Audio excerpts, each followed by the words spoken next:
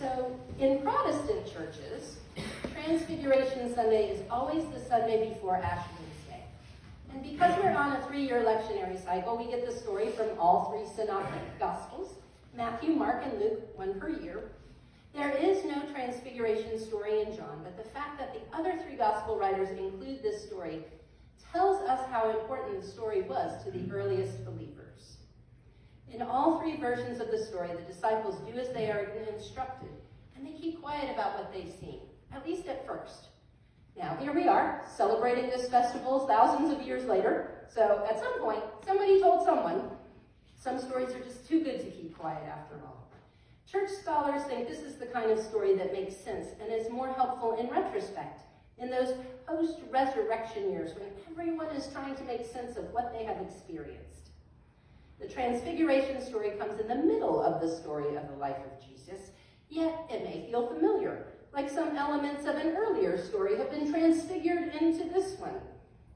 With the heavens opening again and the voice declaring the worth of Jesus again, the Transfiguration echoes the baptism of Jesus, which we celebrated a month ago. At his baptism, Jesus hasn't yet started his ministry, and God is pleased. Now, 14 chapters later, message is the same. God is still pleased. And then, when we get to Easter, God will continue to be pleased. So why does Jesus command silence? Why not have the disciples go out and tell what they've seen? In this text, we see the tension between knowing when to keep God's glory hidden and when to reveal it. If you're like me, you may remember last week's gospel passage that told us not to keep our light hidden away. And yet here is Jesus, telling us to wait a bit. Ancient lamps were more like candles than modern lamps, and we know that sometimes flames need to be protected, or they will go out. Maybe that's why Jesus asked for silence, at least for a little bit. Throughout the life of Jesus, we see that God's way is not the world's way. In the Transfiguration story, we see this tension operating in ways that we might recognize.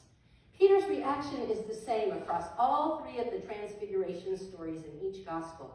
Let's stay here longer. I'll put up a tent. I'll build a building. I'll build a structure.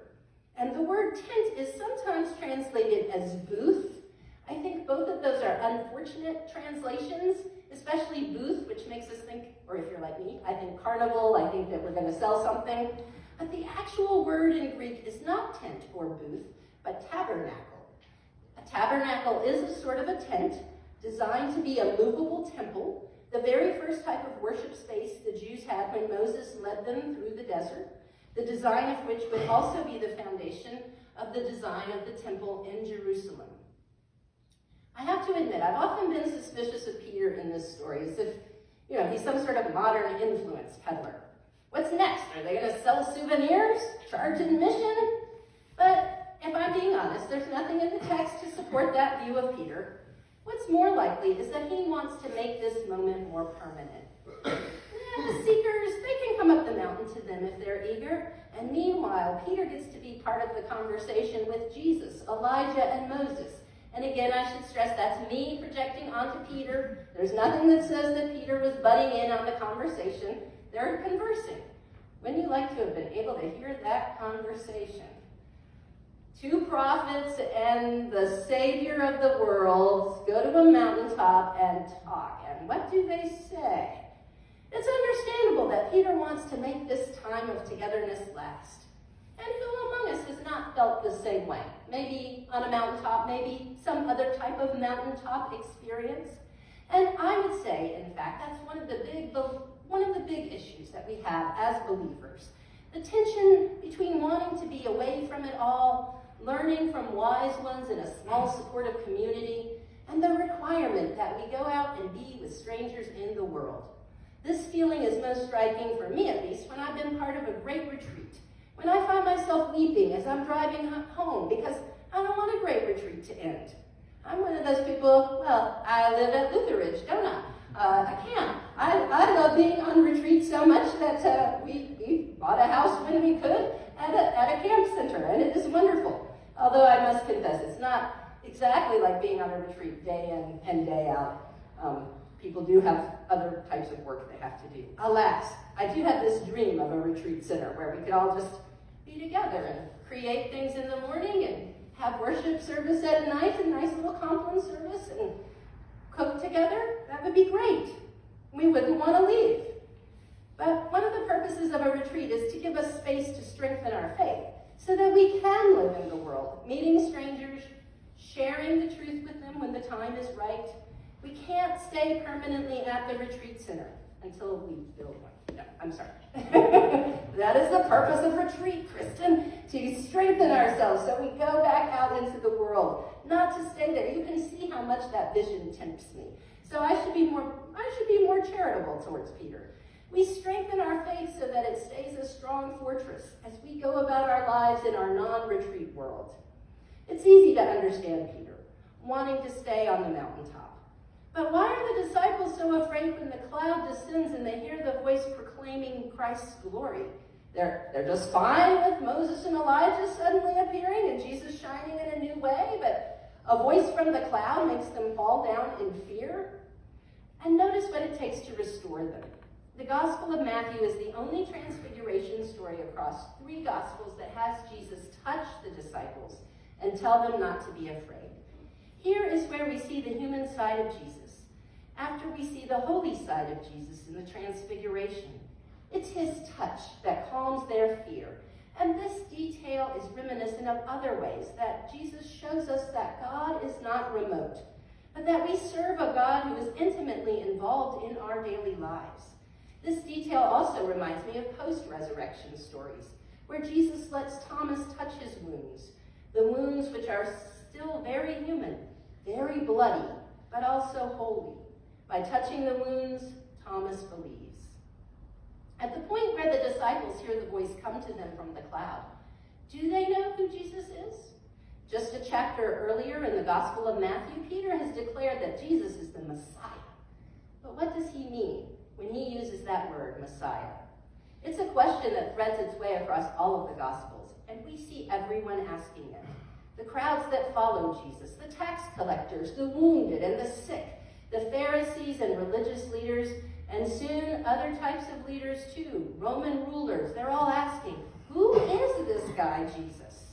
And in this chapter, we have an answer from God, my Son, the Beloved.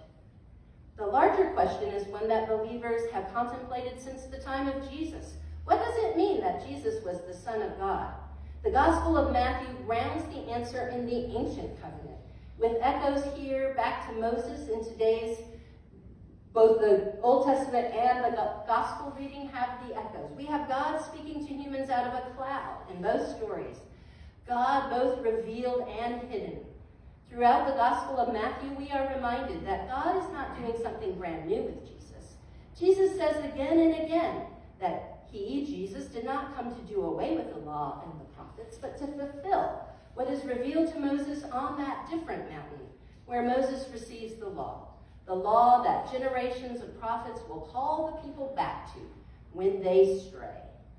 Jesus tells his disciples to tell no one yet because he knows that there are difficult days ahead, days where the glory of God will be obscured.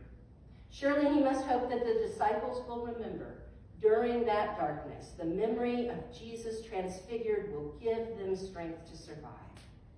On Wednesday, the season of Lent begins. In the ancient church, Lent was supposed to be a time when Christians remembered Jesus and his decision to go to Jerusalem, to battle all the forces of evil there. And earliest Christians remembered by waging their own battles against forces that would lead them astray. In our modern times, this might be translated as giving up chocolate or caffeine, but early Christians were much more rigorous in their fasting. And like I said before, you want to take a page from the early Christian book, you would give up meat, you would give up alcohol, butter, eggs, all dairy, maybe flour. It sounds, in fact, like some diets that I have seen, some quick loss, shred kinds of diets, except it would be for all of Lent. So between Wednesday and Easter, could you do that? Earliest Christians were doing that as a way of marking what Jesus did for us. Lent is supposed to be one of the most difficult seasons of the church year. The most difficult, in fact. A time of penitence and fasting, a wilderness time where we test ourselves, a time before the celebrations of Easter and Pentecost. The idea of having Lenten disciplines can also strengthen us for our own times of trial and tribulation, even though we can't be sure that when these times will come our way or what they will look like. And I, frankly, instead of giving things up for Lent, I would encourage us to add some disciplines for Lent. Maybe add some Bible reading, add some prayer, add some devotion time. If you want to give up something for Lent that's really hard, let's all give up speaking badly of people. Everybody. Let's say nothing bad about anybody between now and Easter. I think for 21st century people, that would be, I think for a lot of us, it would be easier to give up alcohol, eggs, butter, sugar, than it would be to say, I'm not saying anything bad about anybody, whether they're people I know or don't know. Nothing bad's going to exit these lips. So let's see what happens. Am I saying I'll have that as my Lenten discipline? I'll let you know on Ash Wednesday. It's easy to lose sight of what's important.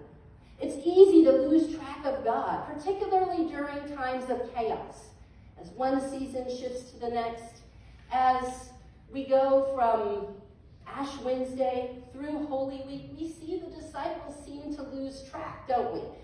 Peter will deny Jesus 3 times. Judas will betray Jesus and not have a chance for reconciliation.